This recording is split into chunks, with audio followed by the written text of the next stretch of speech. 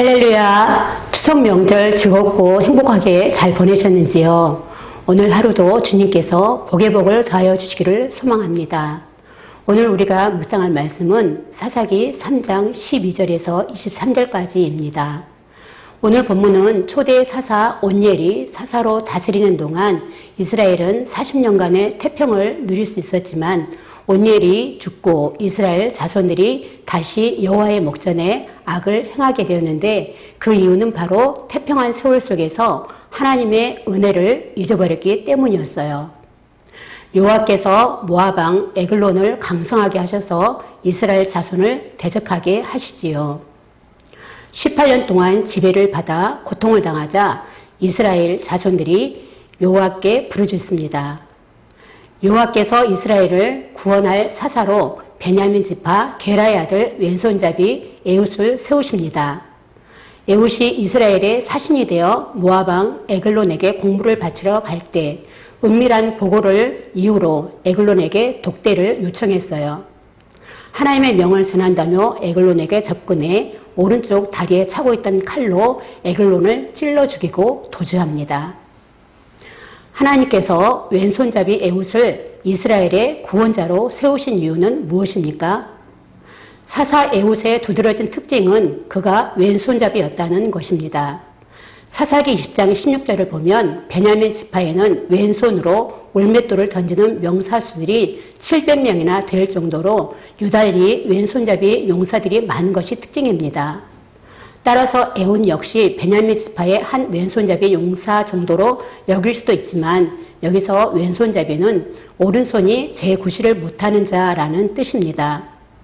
본문에서는 베냐민 지파가 오른손의 아들이란 뜻이 있는데 사회적, 육체적 한계를 지닌 에훗을 택하셨다는 점에 좀 더 중점을 두고 해석하고 있어요. 첫 사사로 세움받은 온니엘은 드빌 정복으로 인해 이미 이스라엘 가운데서 그 용맹을 인정받았으며 훌륭한 가문 출신이었고 지도자로서의 자질 또한 겸비한 사람이었으나 두 번째로 세움을 입은 에훗은 그에 미치지 못하는 부족한 사람이었어요. 하나님께서 이러한 사람을 사사로 세우신 것을 통해 우리는 두 가지 사실을 발견하게 됩니다. 하나님은 이렇듯 부족한 사람을 통해서도 하나님 자신의 뜻을 이루신다는 것입니다. 하나님의 사역을 하는 데는 그 사람의 자질과 능력, 가문이 그렇게 큰 중요성을 가지지 않습니다.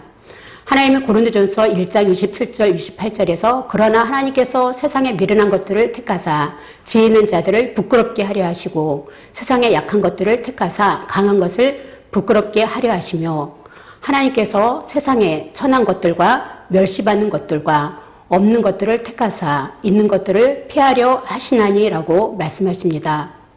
그러므로 성도는 스스로의 능력의 결핍을 바라보기보다 약한 자를 들어 큰 일을 이루시는 하나님을 바라보아야 할 것입니다.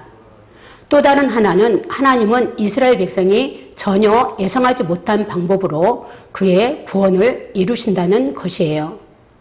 이러한 에훗이 이스라엘의 구원자로 세움받았다는 것은 참으로 의미심장한 일이 아닐 수 없습니다. 그럼에도 불구하고 하나님은 이러한 약점을 가진 에훗을 이스라엘의 구원자로 세우셨고 에훗은 자신의 소임을 완수하였습니다. 더욱이 그는 사사시대 중에서 가장 긴 80년 동안 태평성대를 이루었어요. 참으로 인간적으로 보면 지극히 약한 에훗이 하나님께 붙들릴 때 가장 강한 존재가 되었던 것입니다. 이처럼 인간에게는 약한 것이 하나님께는 강한 것이 될 수 있습니다.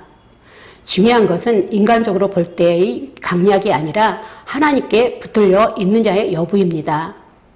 하나님께서는 하나님 없이도 살 수 있다는 교만에 빠진 이스라엘에게 작고 힘없는 가문 출신 가운데 연약한 에훗을 세워 하나님의 손을 의지하는 길만이 승리의 기름을 깨닫게 하십니다. 나의 연약함과 한계를 뛰어넘어 하나님께 쓰임받는 자로 살기 위해 여러분은 무엇을 결단하시겠습니까? 인간은 누구나 연약함과 한계를 가지고 있습니다.